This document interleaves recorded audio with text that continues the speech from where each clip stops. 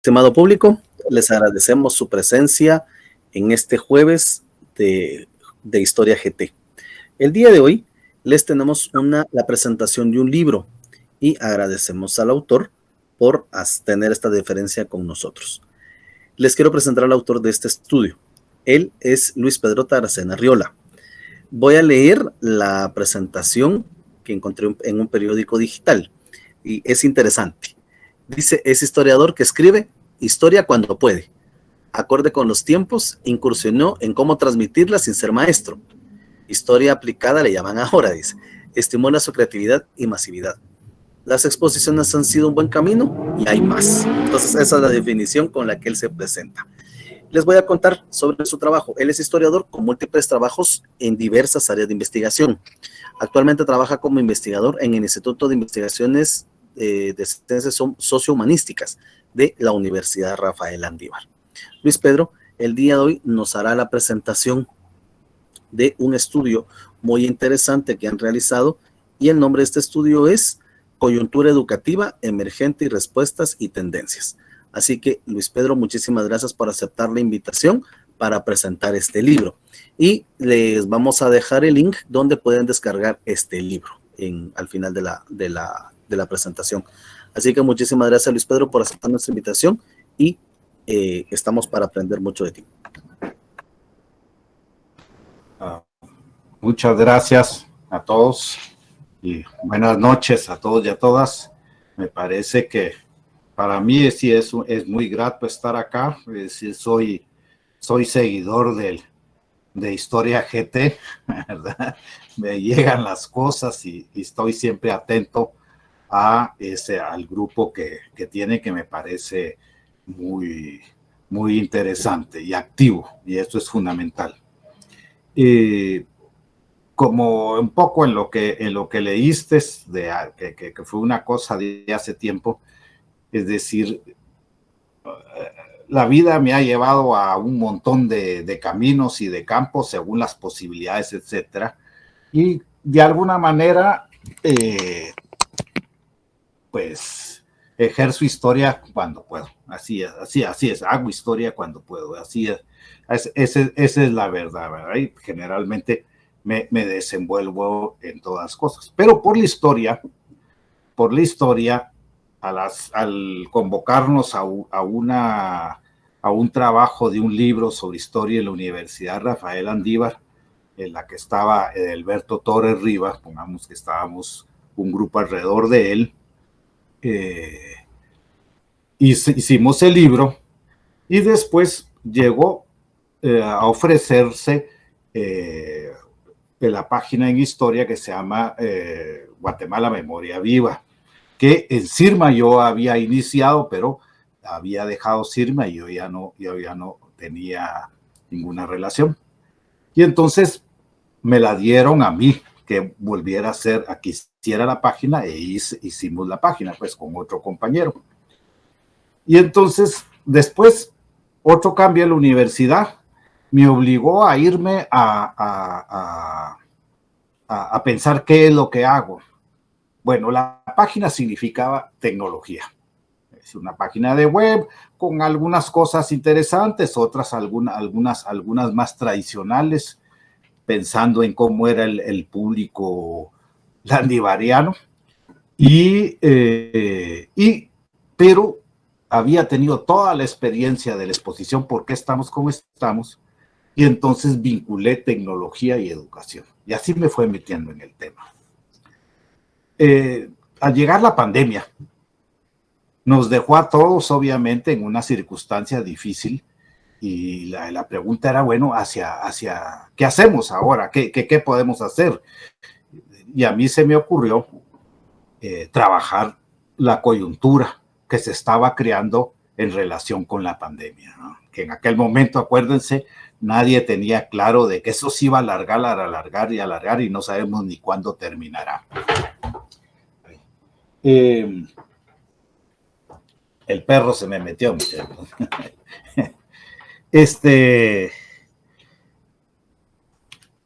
De esa manera sí me puse a darle seguimiento y el problema era, bueno, no estamos encerrados, ¿qué hacemos? ¿Cómo lo hacemos? Etcétera. Y entonces, retomando un poco toda aquella cosa, discusión de historia indicial, etcétera, yo lo que dije, bueno, voy a buscar investigar. Ay, Dios, qué perro, qué uno. Se ha metido, discúlpenme. La cosa fue cómo hacerlo y entonces buscar indicios, ¿no? Es decir, buscar indicios. ¿Cómo lo puedo buscar? Esa era la pregunta fundamental. Bueno, habrá que buscar de cualquier fuente. Y entonces planteé el seguimiento de fuentes obviamente digitales fundamentalmente y así fui desarrollando una base de datos. Es decir, yo le llamo base de información más que base de datos porque datos son numeritos y cosas por el estilo. Esa es más o menos la tendencia. En cambio, la base de información es precisamente tener todo desarrollo de información y desde hace años para acá la he venido alimentando día por día. Con ello me di cuenta que era una cantidad enorme de información la que conseguía por Twitter, por Facebook, por las paginitas de los periódicos, por otras, ¿cómo se llama?, fuentes, y que tenía base para hacerlo. Y entonces planteé hacer esa base de información de otra manera, la acomodé a como debía, a como la estaba pensando y viendo cómo lo trabajaba, y inicié el desarrollo de información para plantearme pues una visión de qué era lo que estaba pasando en la educación. Ese es como el origen del libro, ¿no? Es decir, ese es el origen. Y entonces la información sí la ordené de una forma en que dejaba de lado la opinión, porque había opiniones de detalle. Ustedes saben que todas esas fuentes son para una cantidad de opiniones, en algunos casos con seriedad, pero la mayoría es simplemente un debate, parte de un debate y una forma de denuncias y cosas por el estilo. Lo puse por un lado y traté de mantener el seguimiento del dato.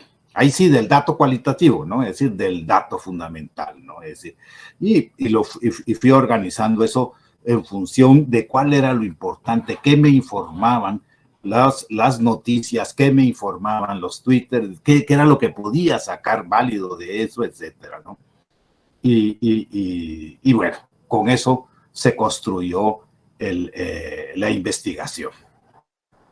La elaboración, pero al elaborar el libro, al plantearme el libro, me encontré que había como tres grandes elementos fundamentales que tenía enfrente. Uno era la idea de una crisis. O sea, la pandemia creó crisis. Ahí estuvo el ministerio viendo qué hacía, cómo hacía para resolverlo, etcétera, y al final fue implementando una serie de medidas, y como ustedes saben, medidas que fueron bastante contradictorias, y vino cambiando e improvisando, etcétera, ¿no? La otra era la idea de cambio. Otra vez agarrar y retomar esa idea de cambio, porque estamos en un momento y venimos arrastrando toda la discusión sobre si la educación tiene que cambiar o no. Y hay toda una gran tendencia a que cambie, y que cambie hacia una orientación de mayor aprendizaje y menos enseñanza, por ejemplo, ¿no? Que es un poco lo que se está desarrollando ahorita. Y encima hay cambio porque el proceso tecnológico se metió con la educación y está influyendo, obviamente, en esa educación, y es influido también por la educación, también influye a la cuestión tecnológica, ¿no? Entonces esa idea de cambio era más grande, o sea, no era solamente una coyuntura que sería el tercer elemento, ¿no? Es decir, bueno, ¿cómo explico esta coyuntura? Y entonces al analizar la información y comenzar a organizarla y ver qué estaba pasando, vi que era, en primer lugar, había una incidencia muy fuerte de lo global.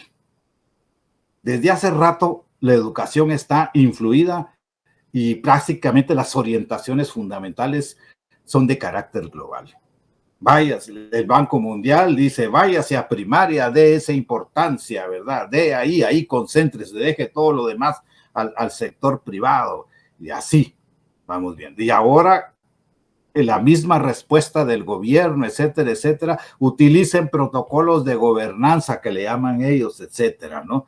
Y utilizaron protocolos de gobernanza, de relación sujetos al problema de salud y el ministerio creando toda una estructura para poder organizarse y actuar en esa situación. Entonces, como ven, crisis, cambio y coyuntura parecieran ser temas muy grandotes, ¿no? Pero se conjugaban, ¿no? Se conjugaba. Ahora en la coyuntura encontramos que había fundamentalmente dos elementos básicos. Uno es la coyuntura que abrió la pandemia. Obligó a los cierres, obligó a los estados a crear medidas, etcétera, ¿no? Y ahí se desarrolló. Y seguimos viviendo una coyuntura pandémica. Pero lo otro es que acababa de entrar un gobierno. Y ese gobierno le dio giros también a la coyuntura y comenzó a incidir en querer hacer cambios y cosas por el estilo, ¿no? Y después se vio obligado a la emergencia, ¿no? Y la emergencia se lo comió todo lo que pensaba, al final de cuentas no lo pudo hacer o no lo quiso hacer, ya no sabemos, pero se pasó esa situación. Entonces tenemos que hay de fondo una crisis educativa, hay de fondo una crisis político, social, de salud, etcétera, ¿no? Hay de fondo todas unas tendencias de cambio y hay de fondo una serie de elementos coyunturales que están incidiendo. Y entonces el análisis se hace mucho más complejo, ¿verdad? Se hace bastante más complejo para poder entender los encadenamientos entre esos niveles, lo global y obviamente, como se llama, lo local, pero sobre todo lo global visto como los sectores intermedios influyendo la UNESCO, el Banco Mundial, la CEPAL metida, etcétera, ¿no? Es decir, varios organismos, todos tratando de disputar cuál tiene que ser la orientación básica de la crisis pandémica. Y, por supuesto, ordenar todo eso con esa lógica significó darle un seguimiento primero a la propuesta del gobierno, es decir, había que hacer cuál era su propuesta y era una propuesta que en educación se daba algunos elementos que según ellos planteaban de modernización, etcétera. Por supuesto, la tecnología está en el sueño de todos, pero vienen gobiernos tras gobiernos con sueños de aumentar la tecnología, de hacerlo y sigue lo mismo. En fin, y hasta la fecha no ha variado. Además, el gobierno no planteaba grandes recursos, aunque hablaba de una reforma educativa que fuera a cambiar hacia las aulas. Aparentemente, su objetivo iba a ser que se iba a concentrar en el trabajo de aula y ahí crear un proceso. Ese proceso lo podemos entender como la introducción del aprendizaje, ¿verdad? Y de hacer que los profesores se metan más a establecer dinámicas y cosas por el estilo, porque así es concebido en este momento en muchos sectores. La idea de aprendizaje es concebido como una gran técnica de acercamiento y de hacer que el alumno encima se vaya y lo haga todo él, ¿verdad? Con un papel de guía, facilitador y en fin, ya hay una cantidad de nombres que le plantean a los docentes, ¿no? Ustedes tienen que acompañar al estudiante a que vaya creando su propio proceso de aprendizaje y se lleve una capacidad de poder desarrollar en el futuro el autoaprendizaje, ¿no? Es decir, se autonomice de la escuela de alguna manera, ¿verdad? Y de los procesos formativos y sea capaz de seguir creando mecanismos de autoaprendizaje en el futuro y casi que para el resto de su vida, ¿no? Eso es un poco lo que había como concepción, ¿verdad? Y se hablaba también de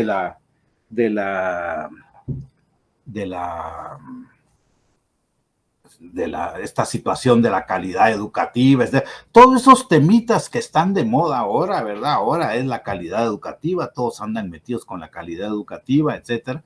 Y significa, que ustedes saben muy bien de qué significa, que es crear una serie de indicadores para poder tener mediciones y sobre la base de esas mediciones crear mejoras. Hablan de, y ya ustedes conocen el lenguaje, mejoras, innovaciones, este es un proceso disruptivo, en fin, y todo ese tipo digamos, de afirmaciones que hay de fondo. Pero de esa manera vemos que la coyuntura no es solamente una coyuntura de que qué hizo o no hizo el ministerio, sino que está inmerso en una disputa de orientaciones también. Es decir, ¿quién decide por dónde ha de irse? Pongamos la cuestión. ¿Cómo lo deciden? Y al analizar uno el Ministerio de Educación se va a dar cuenta que el Ministerio de Educación, a pesar del autoritarismo de los ministros y de la señora que está actualmente, que es muy autoritaria, según cuentan, entonces, a pesar de eso, hay disputas, porque al Ministerio de Educación están llegando mucho las influencias de sectores del sector privado, las influencias externas que vienen, las influencias de los sindicatos, fundamentalmente del STEC, como se llama. Y entonces vemos que aquello es un hervidero en que hacen alianzas y muchas veces se confrontan y se separan, ¿no? Y entonces el ministerio se ha vuelto una gran burbuja que está llenando un montón de gente, que está metiéndose todos, pero que se está divorciando cada vez más de la sociedad. Ese es más o menos lo que hemos visto.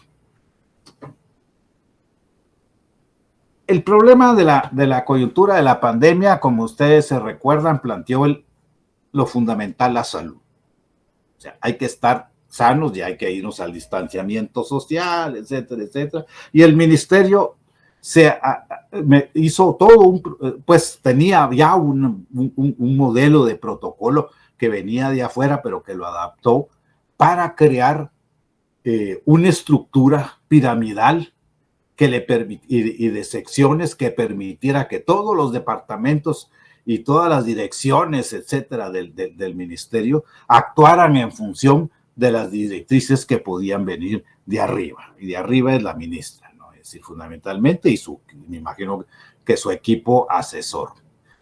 Eso lo trató de desarrollarlo, y como salida educativa se planteó el famoso Aprendo en Casa, que duró apenas unos meses porque las guías no llegaron con facilidad y mil problemas que había. Es decir, creo que los profesores, cada quien tiene su propia historia de todas las complicaciones que significaba eso, ¿no? Es decir, y el Aprendo en Casa fue desechado a finales del 2020 y ya no regresó, sino se fue desarrollando otras medidas con libros de texto y ciertas guías y ciertas cosas, pero ya dejó de ser el Aprendo en Casa porque enfrentó muchos problemas. Pero no solamente enfrentaron problemas, sino que cuando uno evalúa un poco el accionar del ministerio, se va a dar cuenta que, ¿cómo decirles? Como me dijo un amigo, me dijo, la salud se comió a la educación. O sea, se subordinó todo en función de la educación, y ahora en una investigación reciente que estoy haciendo, como el análisis de la experiencia de los 2 años de de pandemia, la gente me está diciendo, el supervisor llegaba para ver si estaban al metro y medio de distancia o si se echaban gel en las manos. Y así terminó haciendo el accionar, perdiendo fuerza, todo el problema de que ya se conocía, se tenía toda la experiencia de lo que se presenta una educación a distancia. La educación a distancia, hay una gran experiencia en Guatemala, desde los años 50, 60 hay más o menos práctica de educación a distancia, es decir, y se sabe que las dificultades mayores de una educación a distancia es que tiene que desarrollarse un nivel de control distinto al control que se tiene en clase. Uno en clase tiene a los alumnos enfrente, uno sabe que los que se autoconsideran inteligentes y los que son estudiosos se ponen delante, en medio más o menos el resto, y allá atrás están todos los que les interesa menos, ¿verdad? Es decir, y eso hasta por experiencia tenía, es decir, de irme a sentar atrás porque no me interesaba lo que me estaban diciendo los profesores, pongamos una actitud así que teníamos de rebeldía y de mil cosas, ¿no? Pero ese profesor lograba tener control sobre nosotros. En momentos se le iba el control, pero tenía control sobre nosotros y hay todo un proceso de disciplina y toda una experiencia de lo que significa ese sentido de concentración y tenerlos ahí. Con la educación a distancia, la debilidad de eso es que no hay control. Yo ahorita no tengo control de ninguno de ustedes. Todos apagaron su cámara. ¿Y qué hay después de la cámara? Eso queda a lo que ustedes consideren hacer. No sé si me explico. Y entonces todos esos elementos fueron comenzando a ser cada vez más críticos y más críticos. Y la otra consecuencia fundamental es se complejizó la desigualdad.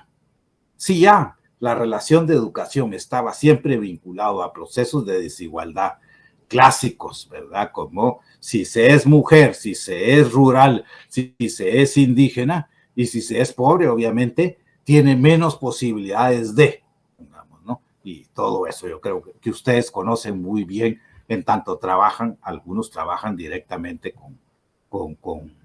en escuelas y en colegios, etcétera, ¿no? Y lo saben. Entonces, el proceso del libro, y ustedes lo que van a leer, va a ser cómo se organizó toda esa información, ¿verdad?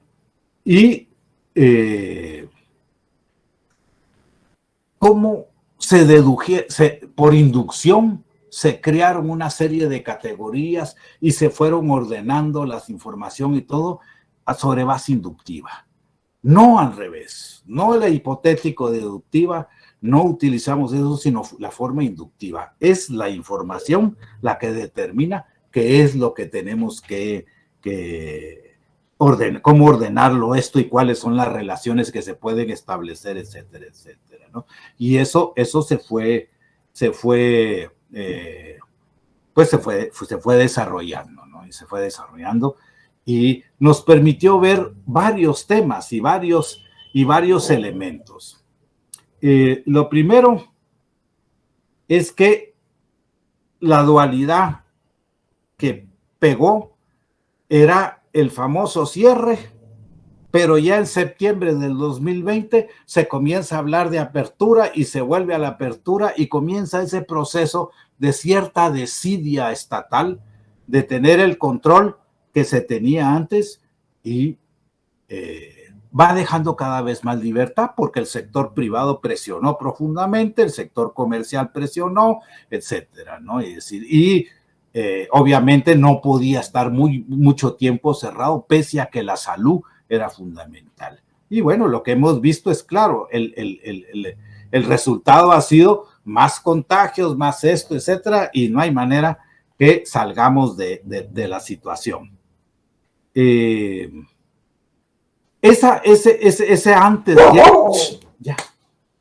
ese antes y ese después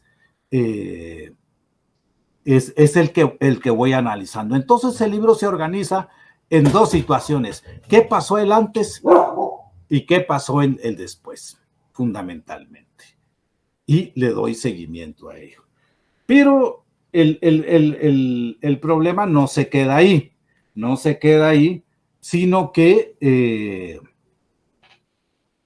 vamos viendo también con la información el seguimiento básico de lo que son las medidas, o sea, la inercia administrativa del ministerio y más o menos las representatividades que entraban los colegios privados, ¿no? Y vamos viendo ese proceso con esas medidas cada vez más improvisadas y viendo cómo va resolviendo cada uno de los problemas.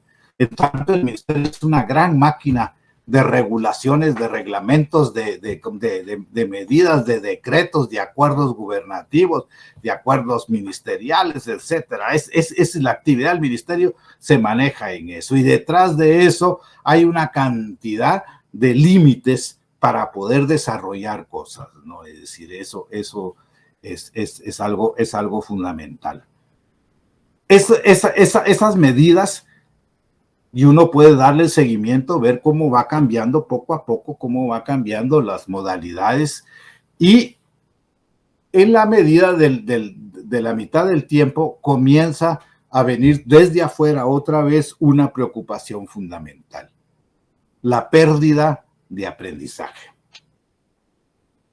El Banco Mundial otra vez determina, señores, va a haber pérdida de aprendizaje, tal como están ahorita en tantos meses, significa una pérdida después de 1, 6, 7, 8, 10 meses, y ahora ya hablamos de años, ¿verdad? Ya hablamos de años de pérdida, y entonces comienza la angustia de que la forma de la educación, como se está desarrollando, tiene problemas impresionantes y que no está logrando ninguno de los objetivos educativos que supuestamente debían desarrollar. Y eso comienza a ser un problema y actual, y vemos al ministerio actuando, etcétera, que en el 2021, como usted ya desde el 2020 y el 2021, lo que hizo fue promocionar al ciclo superior, pues al año de estudio superior, promocionar a todos los estudiantes con una flexibilidad impresionante. Y eso no sucedió solamente en el ministerio, sino también en los colegios privados. Y entonces suben de año, pero arrastran una cantidad de problemas que se vienen de siempre, pero a eso se añadieron los que la coyuntura planteó. Y entonces estamos encontrando una pequeña generación que va a tener, pues, un pedazo de generación que va a tener profundos problemas de aquí en adelante. Y el mismo Banco Mundial dice prácticamente no van a servir para trabajar, cosas por el estilo. O sea, impresionante, es decir. Y estamos metidos entonces en una vorágine mucho más profunda por culpa de las instituciones, por culpa del bendito COVID, por culpa de las personas, por culpa de todos los que ustedes quieren. Pero como no es una cosa de culpas, sino de ver qué está pasando en los procesos en realidad, es decir, eso obliga a estudiar esta coyuntura con mucho mayor interés. ¿Pero qué pasó? El gobierno, el presidente utilizó el ministerio para hacerse propaganda. Vamos a hacer ahora el municipio digital, vamos a hacer esto, vamos a hacer lo otro, y toca. Vino la pandemia, siguió de vez en cuando diciendo es que vamos a hacer, vamos aquí, vamos allá, ¿verdad? Pero por las 1000 razones que ustedes conocen, la crítica hacia el accionar del gobierno ha sido fuerte. Y entonces la medida que hizo y arrastró a todos los ministerios al silencio.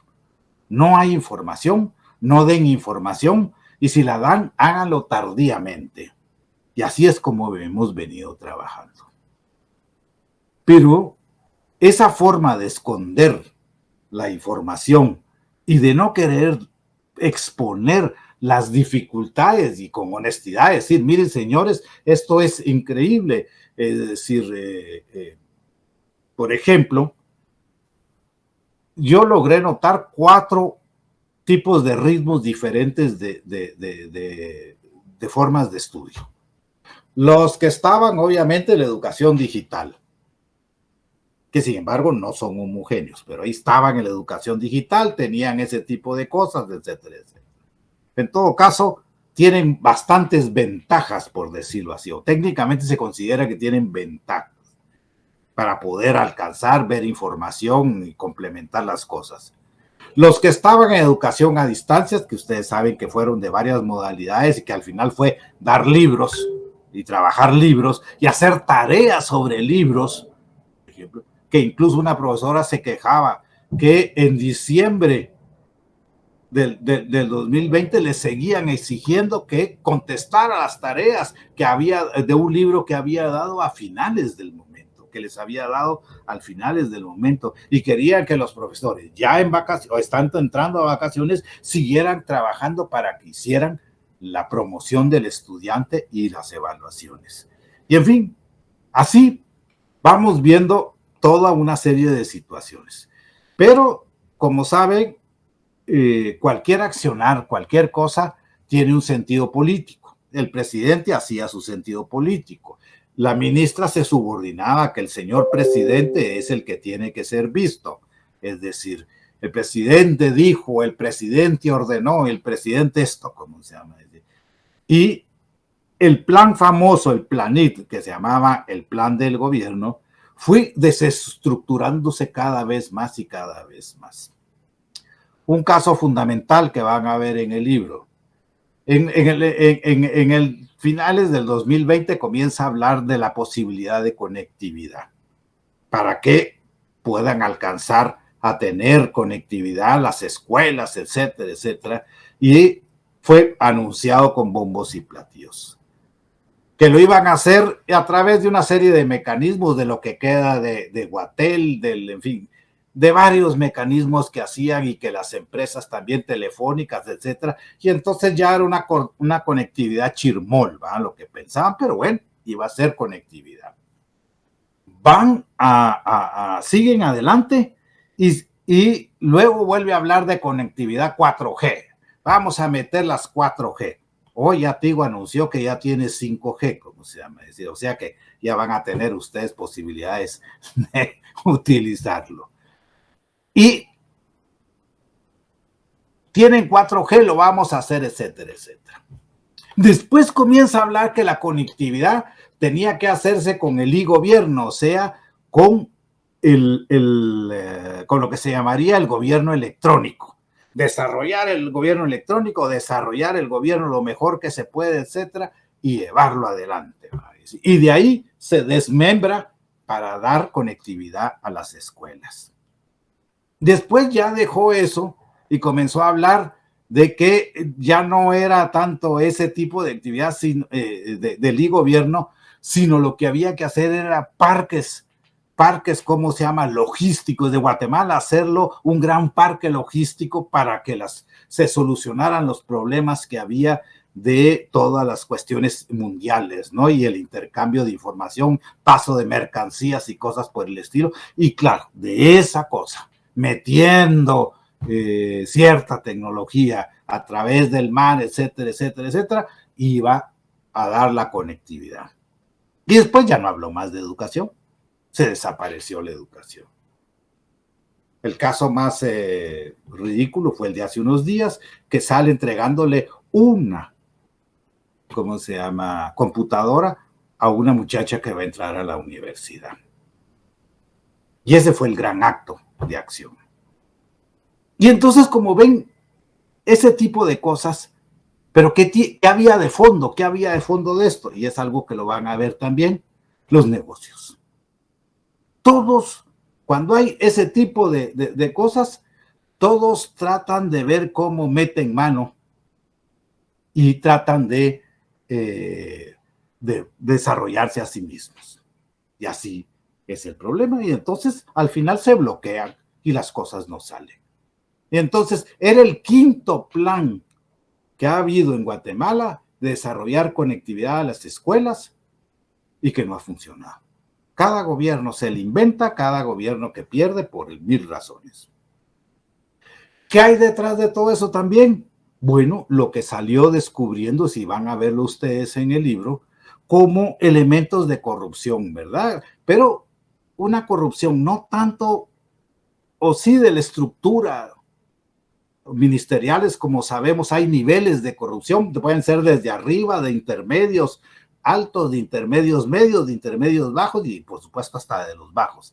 Pero esta vez la corrupción tiene que ver con todo ese sistema que estamos viviendo, en la que los diputados dicen, dame ese negocito vos, yo te hago los pupitres, y entonces van a hacer pupitres, etcétera, etcétera. Hasta el ejército salía involucrado en la entrega de pupitres, etcétera. Ellos, a nombre de ellos, se daba la entrega cuando era todo una serie de negocios.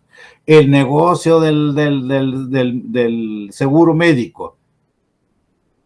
Hay personajes bastante oscuros fueron saliendo uno y uno que otro por ahí en las cosas que se van y en un movimiento mucho más complejo que nos enseña, y a partir de ahí uno puede ver el grado de involucramiento de lo que está pasando en este país, de cómo las estructuras de funcionarios, de políticos, de sector privado, de militares, etcétera, están tan enredados en ese proceso, ¿no? Y por lo tanto ya no pueden salir de ese sistema.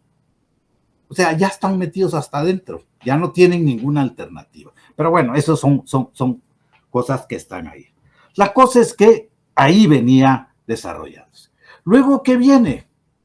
Luego viene, bueno, señores, ahí la pandemia va, abrimos, hacemos y deshacemos, y viene el gran tema básico. El gran tema que los 2 años o que todos los años ha estado como el gran tema es retornemos a clases.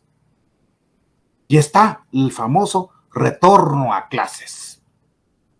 Pero yo creo que todos han vivido ese retorno a clases, que se abre, sí, que se va a lo híbrido, pero que se vuelve a cerrar, y etcétera, etcétera. Y entonces encontramos un sistema que está oscilando constantemente.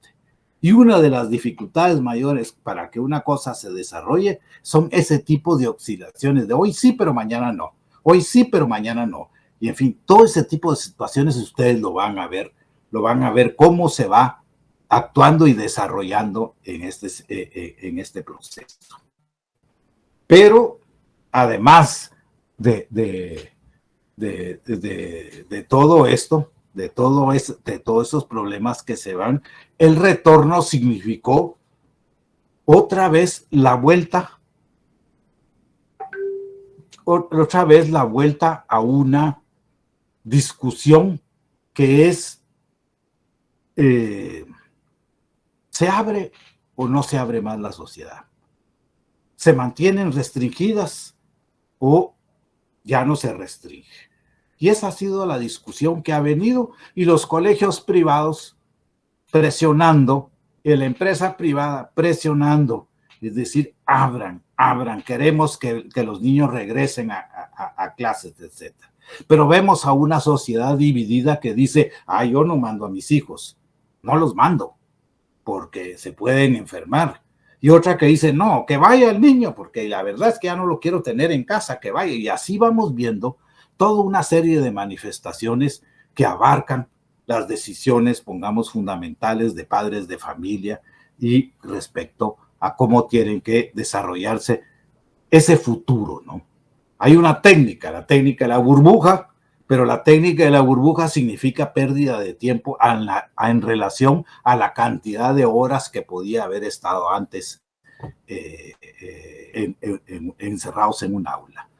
Y en fin, vemos que la cosa no es solamente para echarle para señalar y decir eso, sino que se entretejen complicaciones cada vez más profundas que deberían de ser de preocupación fundamental para todos. Y debería ser medio de debate. Pero uno va a la prensa, y ahora voy a lo otro. En la prensa pronto salió, la pandemia nos vamos ahora a la educación digital o a la educación a distancia. Es el momento, las crisis construyen oportunidades y es la oportunidad de nosotros poder meter la tecnología y desarrollar más la modernización de la educación y clac. ¿Cómo se llama? El gran debate, va a decir. Obviamente el sector empresarial mucho más interesado y las organizaciones educativas de ese sector mucho más interesadas en ese tipo de cuestiones. Pero como la cosa se fue alargando, como la necesidad del retorno era regresar a clases, como además otra vez el Banco Mundial y sobre todo la UNESCO, en este caso la UNESCO, habla de que hay situaciones de problemas socioemocionales, psicoemocionales, como se llamen los niños y todo, y que por lo tanto es necesario regresar a clases. Y ahora se habla de que ya no solamente es por solo los problemas psicoemocionales, sino que es que el muchacho aprende cuando está en relación de una escuela, cuando está en contacto con los otros muchachos o las otras muchachas. Así es como va a aprender. Y ese es el tema más reciente ahorita, ¿no? Es decir, entonces hay vuelta de ese. Y sin embargo, hoy tenemos 5,730 y tantas, ¿cómo se llama? Contagios. Mañana a ver si sigue subiendo o no sube siguiendo. Y entonces ya se habla que hay que ponerse la mascarilla, etcétera, etcétera. Y próximamente se pensará si el sistema de burbujas no entra otra vez a una situación incómoda de quedarse en casa. Entonces, cuando ustedes ven todo lo que el remolino de cosas que están alrededor de la situación educativa,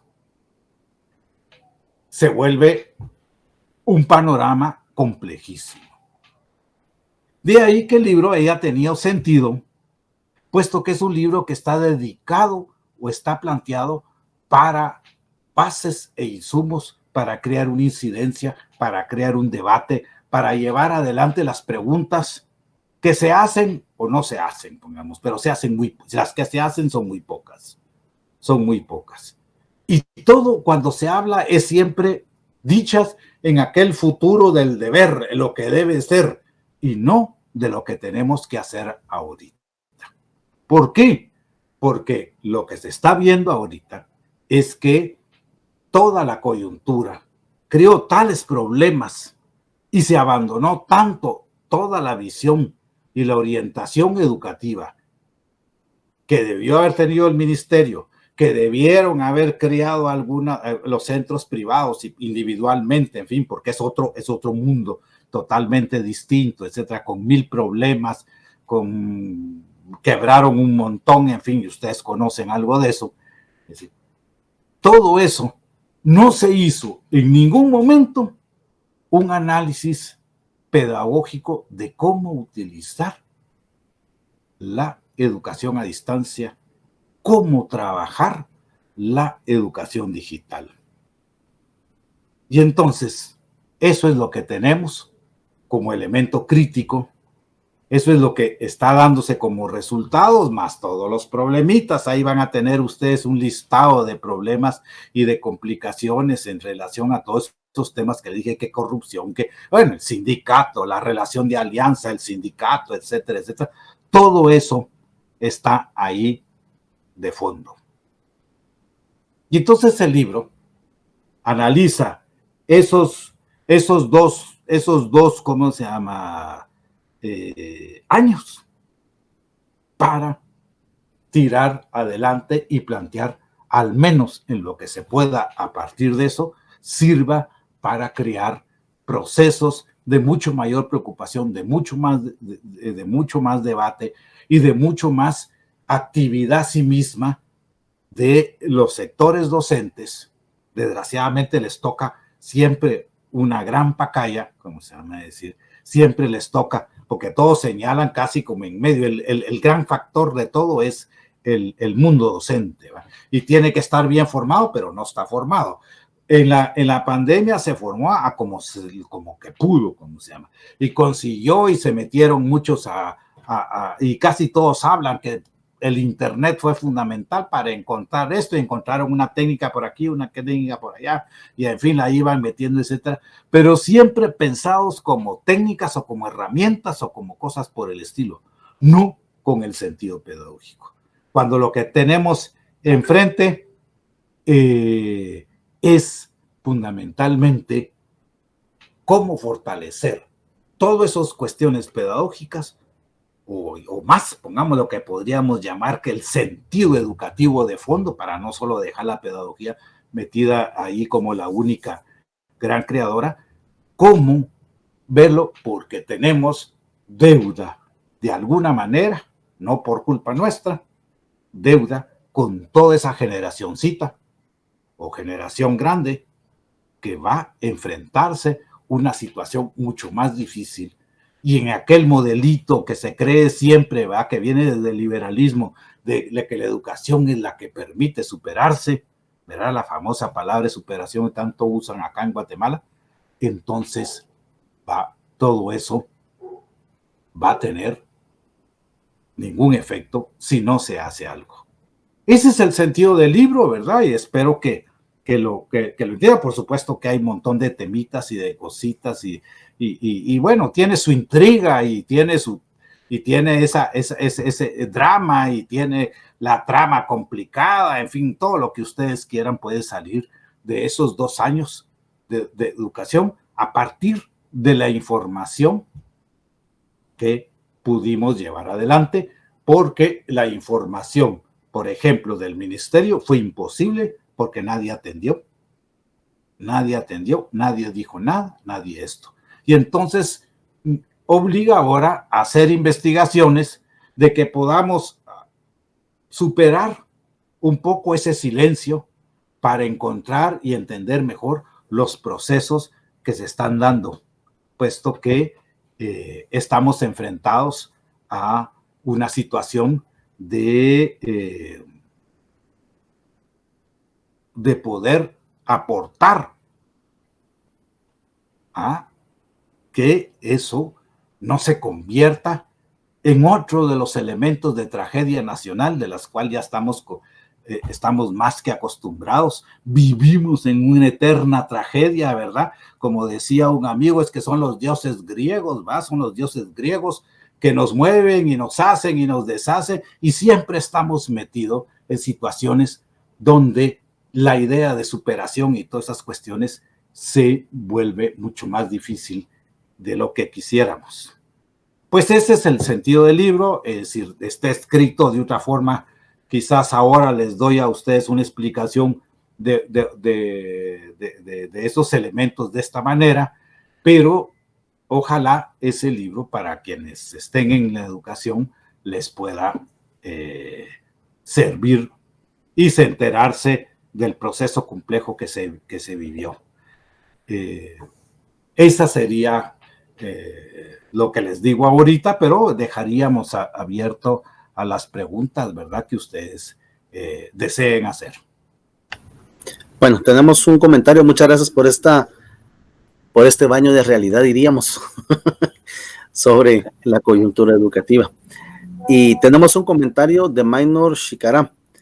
Él es un comentario que lo hizo muy temprano, pero lo voy a leer. Dice: tengo una consulta. Fíjense que un sobrino de un amigo está en segundo primaria y le cuesta leer muchísimo. La pregunta es: ¿qué tanta deficiencia dio la pandemia, consideran ustedes, en la educación? Esta la colocó él al principio de la conferencia. Entonces, no sé si quisieras hacer alguna reflexión sobre esto. Mire, lo que yo sé es que, perdón. Sí, sobre los procesos lo que yo sé. Perdón. Sí, sobre los procesos de lectura con los niños de primero en este paso, que sí, de verdad es una constante. Lo que sé que me han contado es eso. El gran dilema es que los niños no aprendieron.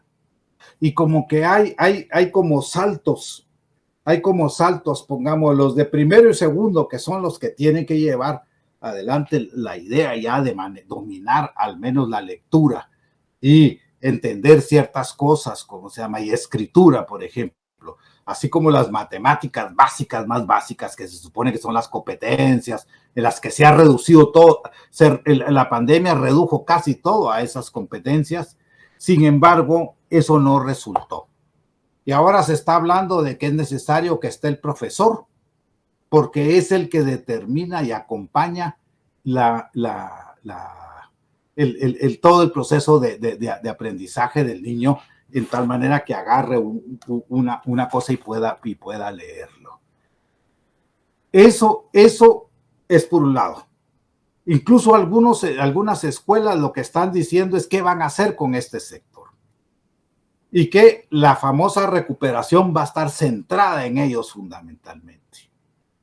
Porque si no, los van a seguir promocionando sin saber nada de eso. Y eso no puede ser así. No puede haber promoción a un año superior sin que el niño conozca realmente, al menos maneje ese mal nivel que hemos venido arrastrando durante mucho tiempo. Pero el problema no solo es ese, no solamente es ahí, sino es, por ejemplo, en secundaria, cuando tienen que manejar análisis, cuando tienen que hacer lecturas de otro tipo, etcétera, y terminan y se van a graduar y van a llegar a la universidad con grandes rezagos, profundos rezagos. Yo eso se los tiré a las autoridades de la Landívar diciendo, bueno, ahí van a ver qué hacen, ¿verdad? Es decir, qué pueden hacer ante eso. ¿Por qué? Porque lo que vamos viendo es que los rezagos son complejos y van variando más o menos según grupos de niveles. Y eso hay que entenderlos y estudiarlos. No solamente es hacer indicadores de calidad educativa, sino es tratar de entender estrategias mucho más profundas de los distintos niveles en que se pueda hacerlo. Entonces, ese es problema serio, porque normalmente la mayoría no sabe leer bien, no sabe entender lo que está leyendo y no sabe escribir. Así es. Esa es la realidad de este país. Y además vamos retrocediendo, no solo por la pandemia. Ya en el 2019, las pruebas que se hicieron ERCE demostraron que habíamos retrocedido en esos términos, cuando ni siquiera hubo un avancito chiquito para arriba como venían todos los demás años. No, comienza un proceso de retroceso y lo de ahora que hay es una gran caída. Perfecto. Hay una pregunta. ¿Cómo se autoexalta el Ministerio de Educación en torno a su rol durante la pandemia? Mira, dos cosas. Una es lo que el presidente dice y otra cosa es el Ministerio de Educación. El presidente dice que hacen todo lo posible y ustedes ya le conocen su estilacho, ¿cómo se llama? Que se quejan y atacan esto y lo otro, pero nosotros hemos hecho lo que nadie ha hecho en este país. Jamás se había hecho esto, jamás se había hecho lo otro. Ese es un nivel. El ministerio es mucho más temeroso a tirarse ese tipo de afirmaciones y a exaltarse a sí mismo. No se está exaltando, pero sí está agarrando el discurso positivista. O sea, ser positivos es bueno, pero hay un discurso de positivismo falso. Si no falso, es demasiado gaseoso, para decirlo de alguna manera, como es eso. La crisis es factor de oportunidad, es momento de oportunidad. Vamos a preparar los estudiantes para que vayan recuperando el aprendizaje perdido. Lo vamos a hacer. Tenemos un plan de aquí a 3 años. En 3 años piensan que superaron el atraso de estos 2 primeros años. Pero ¿y el de este año? Que se está produciendo ya otra vez, con burbujas o sin burbujas, con presenciales o no. ¿Qué va a pasar? Y entonces lo que va a haber es acumulación de problemas y problemas y problemas. Y eso no lo quiere reconocer. O sea, el ministerio no tiene la humildad para decir, sí, estamos enfrentados a un gran dilema, pero nosotros seguimos adelante. No lo hace así. Perfecto, muchas gracias, Luis Pedro. Perla Patricia nos hace un comentario. La paradoja del Ministerio de Educación es que ese funcionamiento altamente burocrático es precisamente uno de los grandes causantes que no se logran los objetivos para los que fueron creados, ya que tienen tantas trabas para el propio trabajo desde dentro que impiden y ralentizan la toma de decisiones hacia afuera. Interesante comentario. Dice María Figueroa, ¿cómo se perfila el futuro de la educación en Guatemala después de la pandemia? Pues yo creo que ahorita no hay un perfil muy claro, ¿verdad? Porque si no tenemos base y conocimiento de los efectos reales de la pandemia en términos educativos, no digo de salud, sino en términos educativos, no va a ser suficiente. El ministerio hizo un examen, los exámenes que hacía y las pruebas eran acumulativas. Léete este libro y haces tal tarea y entonces te damos 3 puntos. Léete esto y te damos 5 puntos. Y así fue la cosa como se promocionó a las personas, por ejemplo, ¿verdad? Pero eso no lo puede seguir haciendo todo el tiempo. Tiene que plantearse profundidades estratégicas, es decir, bueno, vamos a desarrollar tecnología, la vamos a hacer sí, en este proceso, con una planificación de aquí a 10 años, tal y tal cosa, y lograr el acuerdo con los partidos para que eso funcione, y no como pasa siempre, llega un nuevo presidente, cambia todo y se olvida todo lo que hizo el anterior. Es decir, ese tipo de cosas, si las quieren perfilar, tienen que hacerlo. Todos hablan de la educación del siglo XXI, todos hablan del aprendizaje, todos hablan de las competencias que hay que manejar, todos hablan de las cuestiones que dijo la UNESCO, de aprender a hacer, de aprender a hacer, de aprender a aprender, y en fin, y todo ese tipo de cosas. Todos hablan eso, pero es declarativo. Y no hay una propuesta de fondo que permita crear procesos de formación, porque los dejaron tirados, los procesos de formación. Y lo que tenemos ahorita en educación es un desfase en los maestros entre el discurso de esa modernización, que lo tiene, lo entiende, e incluso lo utiliza en lo que puede, pero la no comprensión de lo que hay de fondo detrás de ese discurso. Entonces, ¿cómo se perfila? Eso debería ser precisamente una movilización de exigencia profunda, que se discutiera esto con todos los pinches políticos, como se llama, con todas las cuestiones, que se discuta eso, que se haga y se haga un perfil, pero no ese perfil técnico que el constructivismo viene haciendo a cada rato, como se llama. Vamos a hacer, no. ¿Cómo hacerlo en la concreta? ¿Cómo podemos desarrollar que ese tipo de educación varíe profundamente, que entre en la modernización que consideren, etcétera, etcétera, ¿no? Pero que sea efectivo, que sea real. Ese es un problema a discutir y a tratar de replantear. Y ahora que vienen las elecciones, pues habrá que presionar alrededor de eso, porque ¿qué es lo que vamos a hacer con la educación? ¿O vamos a seguir esa inercia? Mire, estamos en una sociedad fuertemente oral. Todos manejamos oral. Ahora en el Twitter salía la burla para algunos como en sentido de burla, de la forma de decir, tengo mi carro. Ese sentido posesivo que tiene que ver mucho con la estructura oral, como se llama, que tenemos también del mundo maya, pongámoslo así. Todos tenemos esa estructura de alguna forma. Es una sociedad débilmente letrada, por decirlo. Está cada vez mejor, pero los procesos de escritura, los procesos de comprensión de lectura, etcétera, etcétera, dejan mucho que desear. Y entramos a una sociedad de complejidad y de abstracción que se nos va a exigir cada vez más, que tengamos niveles de abstracción mayores. ¿Cómo vamos a perfilar esa educación del futuro en esa transición? Esa es la pregunta clave. Perfecto, muchas gracias. Hay un saludo de Elizabeth Moreno y también de Manuel Duarte desde Honduras, que aparte de esto nos comparte también un libro que hicieron en la Universidad Nacional Autónoma de Honduras sobre análisis de coyuntura, y está compartido el link también en esto. Y nos pregunta Antonio Tobar una pregunta bien interesante. La leo tal cual. ¿Cuál ha sido el papel que ha jugado el sindicato encabezado por Joviel Acevedo en toda esta problemática nacional en la educación en estos años de pandemia? Ay Dios, la gran pregunta.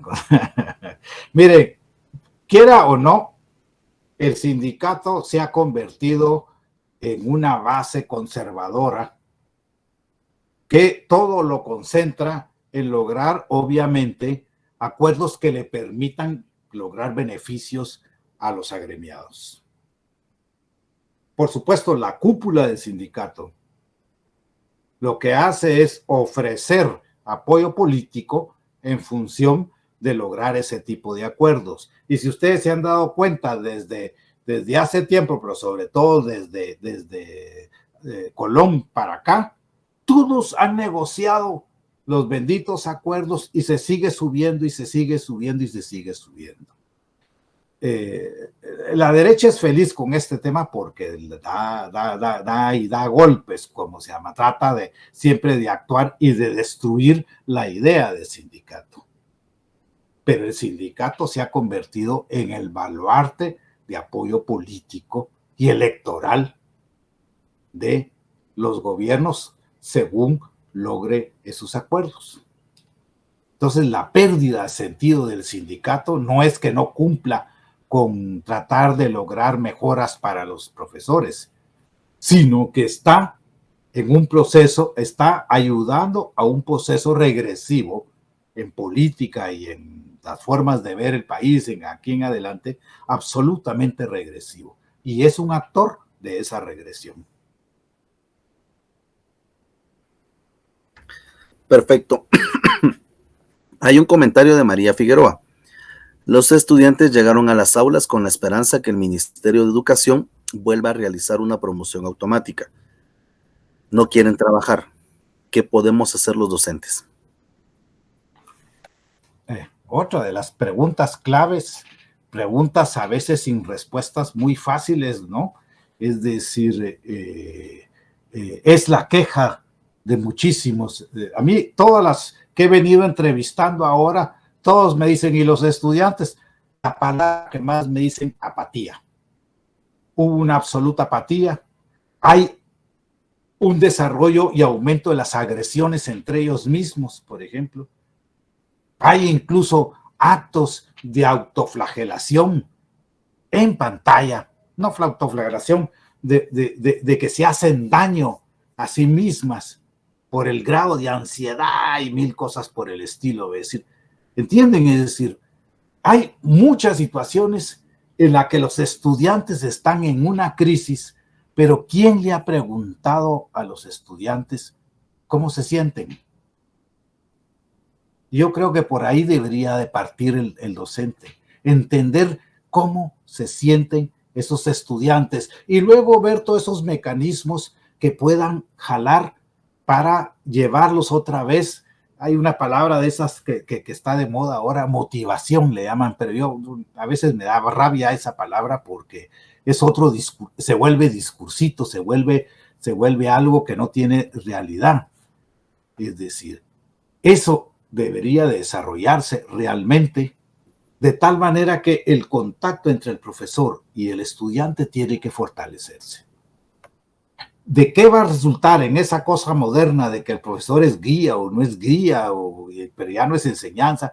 Yo ahorita no le podría decir cómo va a ser eso, pero lo que tiene que lograr es la confianza del estudiante, y esta vez de distinta manera, porque no le queda otra. A partir de ahí, puede utilizar las técnicas, puede usar herramientas, puede utilizar estrategias, en fin, todo eso que hay. Hay una cantidad enorme de producción y yo he hecho también una base de referencias de eso, se las puedo después poner y ustedes se la reparten. Algunos ya la conocen, como se llama, pero se amplía porque hasta la fecha la voy actualizando.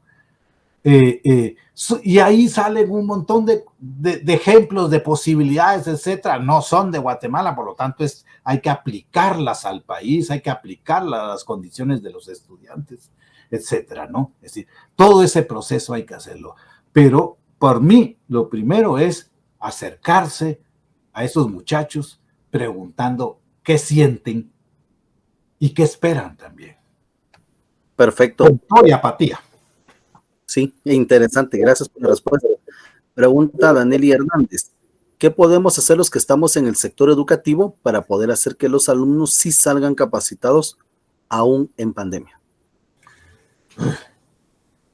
Pues yo creo que lo que tienen que hacerse es fortalecer los objetivos pedagógicos, los objetivos y todos esos, los instrumentales, los actitudinales y todo lo que ustedes quieran, ¿verdad? Todo eso que tiene, pensarlos mejor, verlos mejor y aterrizarlos mejor. Porque uno puede decir, los estudiantes van a lograr hacer tal cosa. Y resulta que no es posible porque previamente para hacer eso tienen que tener primero A, B y C. Entonces, ese A, B y C es lo que hay que aplicar primero y luego ya plantearse otro giro y otro objetivo de profundidad, por ejemplo. Pero creo que esa reflexión, todos los docentes tienen mucha experiencia y la pandemia les dio una cantidad enorme de observaciones y que la pueden procesar como reflexión propia. Es decir, eso es lo que tienen que hacer. Y la otra forma es pregunten a los otros. Una de las cosas que yo descubro es que, sobre todo tanto en colegios privados como en algunos casos o no, los grupos de profesores no se ayudan entre sí mismos o se ayudan poco. Hay un individualismo, como yo soy el profesor y yo sé lo que hago con mi clase y etcétera, etcétera, etcétera, ¿no? Es decir, cuando lo que tiene que haber ahorita, no hablo de comunidad académica, no de todas las palabrejas que ni siquiera quiero decirles con ese nombre, sino únanse y traten de crearse las propias experiencias colectivas, desarrollarse y reflexionar lo máximo que puedan y que les permite el tiempo y las condiciones, etcétera, ¿no? Eso es importante, lograr eso, ¿cómo se llama? Y eso les va a ayudar a encontrar respuestas a que mejoren pues logren las competencias que se llaman y luego reflexionar sobre qué es una competencia y si solo eso es suficiente o no. Perfecto, muchas gracias. Nos pregunta un amigo de este colectivo y que pues es profesor del área rural, y es una pregunta muy, muy buena. ¿Debe considerarse que los resultados en aprendizaje también responden a un currículum descontextualizado, irreal y útil al neoliberalismo? La pregunta es, ¿cuáles serían las consecuencias para la población estudiantil en las comunidades rurales, especialmente indígenas, y totalmente abandonados por el sistema educativo? Bueno, el ministerio había dicho que ellos hacían una estrategia de afuera para adentro. La idea clásica, así muy, muy fregada, de que Guatemala es Guatemala y el interior es todo lo demás, ¿verdad? Es esa concepción bastante despectiva que podríamos decir, ¿va? Nosotros somos y los demás están en el interior, o sea, son menores, ¿va?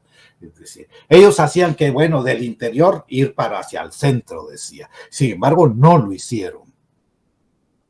Y dejó a la libre a grandes sectores de estudiantes a que tuvieran la suerte de a ver qué les pasaba, a que abandonaran, a que emigraran, a que mil cosas, ¿no? Es decir, se fueron y el área rural tuvo ese proceso tremendo, como se llama. Luego un montón de profesores llegaban a hacer con esfuerzos propios y llegaban con sus cositas y hacían y tenían trabajos con los muchachos, etcétera, etcétera. Y fue voluntad de los profesores. Hubo bastante voluntad, pero también hubo profesores que no les importó. Yo no me voy a ir a meter ahí para que me peguen el COVID, no voy. Y cualquier otro tipo de respuestas. Entonces, la lógica de que lo rural, las mujeres y los indígenas y los pobres son lo más atrasado, no ha tenido ningún cambio. Al contrario, se reforzó. Darle giro a eso significa otra vez, ahí sí, que ojalá funcionara una estrategia de afuera hacia adentro, ¿verdad? Que se le diera prioridad al mundo rural. Pero no es prioridad porque no es necesario laboralmente. Lo que se quiere es para las empresas, aunque ahora ya comienza a haber ciudades intermedias, etcétera, sí se está produciendo muchos cambios en el país. Y hay esas famosas ciudades intermedias, etcétera, que se han venido desplazando y que incluso ya que Saltenango dejó de ser el gran centro de ciudad intermedia para convertirse en Totonicapán y en otros lugares, otros procesos, ¿verdad? Pero ahí van a poner industrias, van a poner empresas grandes, van a desarrollar trabajo, etcétera, etcétera. Va a seguir la lógica que de la capital se ve extendiendo lentamente hacia afuera. Y lo que quieren es que este sector que está ahí sea el que aprenda las competencias que requiere el mundo laboral, pues que requieren las empresas. Porque ahorita la disputa, y no es ya ni disputa porque no hay disputa, es que la orientación dominante es que la educación sea para el trabajo. Obvio, necesario, pero ¿qué tipo de trabajo? Es la pregunta. Perfecto, muchas gracias. Pregunta Manuel Duarte. A nivel metodológico, ¿cómo se hizo la base de datos o qué programa utilizó para sistematizar la información? Número 1. Y si podría ir, dice, ahora bien, para ir dejando de lado algunos datos que usted mencionó sobre el tema de qué caracterización utilizó o forma. Ya. Mire, la base de datos la tiré por la vía más simple. No me fui a las bases cualitativas, pero sí utilicé bastante, un poco teoría del elemento de la teoría del discurso. Es decir, eso es lo que traté de desarrollar, ¿cómo se llama? Un poco las cuestiones del discurso, ver cómo se ordenaba, de establecer la diferencia. Por ejemplo, comencé haciendo primero la noticia corta, ¿verdad? Y resumida, y luego dejé las noticias completas. Y entonces, con colores, etcétera, iba determinando las cuestiones, ¿no? Eso fue técnicas simples, técnicas no muy desarrolladas en términos de tecnológicos, ¿verdad? Porque no encontré, y las que había eran pagadas, que muchas gracias, pero no puedo, como se llama decir. Entonces, eso fue. Luego, teniendo información, fui ordenando por categorías, más o menos por las categorías que se ordenaran. Ahorita no tengo todas las categorías, ¿cómo se llama? No las tengo acá, pero por ejemplo, aprendo en casa, presupuesto nacional, sindicatos, medidas del Mineduc, valoración estratégica del Mineduc, ¿cómo se llama? Colegios privados, esfuerzo de maestros, esas son algunas que las cuento. O sea, las noticias me determinaban cómo crear una categoría. Y esas las organicé en 4 ejes, ¿verdad? Un poco lo que me daba la noticia. Acuérdense que yo estaba sujeto a la noticia. O sea, la noticia me determinó, y ahí, si quieren, hay una limitante de la información. Hay una limitante, ¿cómo se llama? Porque si hubiera sido de otra forma, tendría que expandir la versión. Pero eso me permitió tener un cuadro profundo de qué hacía, qué información salía, qué información alguien mencionaba sobre qué estaba pasando con la infraestructura escolar, si habían hecho o no habían hecho inversiones, cuánta inversión habían hecho, es decir, y ese tipo de elementos. Entonces, estructurada de esa manera en esa base de datos, puesta todas en una sola línea, La primera parte de la base de datos es todo, lo que va saliendo día por día, día por día, día por día. Y después, cada categoría, pasarla a otra página en la que le ponía ese nombre de esa categoría, ¿verdad? Y ahí ponía, y entonces tenía siempre la visión de tiempo. No solamente la información, porque estaba más o menos sujeta, lo cual requería de mayor esfuerzo leerlo todo y ver qué eran las noticias que te interesaba para llenar tal tema o cosa por el estilo, ¿no? Pero ya estaban ordenadas por temas. Entonces, después lo que tenía era la visión de tiempo. ¿Cómo se desenvolvieron esos temas? O sea, temas que comenzaron a aparecer muy fuerte, como el del seguro médico, pero en el 2021 desapareció, pero el seguro médico siguió funcionando hasta cierto punto. Pero ya no había información. Pero uno tenía todo. Y ya no había información porque los señores del seguro médico, es decir, bueno, había denuncias, había esto por el todo, pero los señores del seguro médico decidieron no dar y negarse a la información, puesto que el seguro médico era privado, contratado por el Crédito Hipotecario Nacional. O sea, el subcontratante fue el Crédito Hipotecario Nacional. Y entonces uno miraba cómo se había desarrollado y luego los cortes donde se producía. Y denuncias podía seguir habiendo. Por ejemplo, eso les estoy dando un ejemplo. Entonces es horizontal, había una información horizontal y una información y varias informaciones verticales. Pero siempre eso era lo que tenía, porque al analizar la coyuntura lo que me interesaba era ver también el desarrollo, el desenvolvimiento. Perfecto. Muchísimas gracias, Luis Pedro.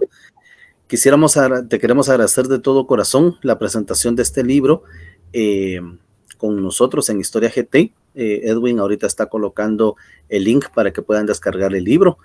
Así que muchísimas gracias y muy agradecido. Quisiéramos pedirte que te despidas de nuestro público con una pequeña reflexión.